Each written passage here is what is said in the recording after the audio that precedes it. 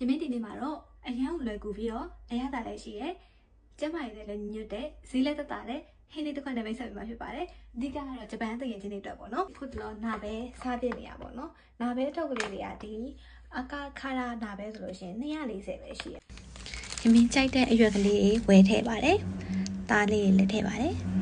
သူကအခခါရာနာပဲစုကူဆိုပြီးတော့စုအပြေလေးရောင်းနေပေါ့လေယမင်းကအဆက်ရမ်းကြိုက်တဲ့ခါကျတော့အဆက်ထုတ်ကိုဝယ်လာပေါ့နော်သူကအရသာမျိုးစုံရှိတယ်ခရမ်းကျင်သေးတယ်ကင်းမချီရယ်တခြားပြုတ်ကြီးလိုပါအဲ့လိုမျိုးအများကြီးရှိရပေါ့နော်စူပါတွေဘာတွေမှာအများကြီးရောင်းနေပေါ့နော်ဂျပန်နေကတော့ကျွေးအိုးလေးနဲ့စားကြရပေါ့နော်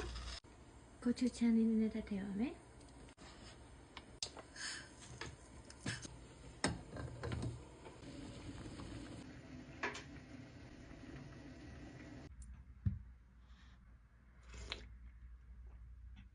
သူ့ရဲ့ဟီးရပြည့်နေနေရပဲဝက်သားတွေဒီအရွက်တွေအကုန်ပေါင်းထည့်လိုက်လို့လားမသိဘူးပေါ့မင်းတို့ပုံမှန်ဆိုလို့ရှိရင်ဟီးချန်ရင်ချက်သွန်ပြူနေစီတက်ပြီးတော့အနံ့နေမနာအောင်ငါရုပ်ကောင်းတွေပါထည့်ရတယ်ပေါ့နော်ဒီအရေးကဘာမှထည့်စရာမလိုစားကြည့်ကြပါ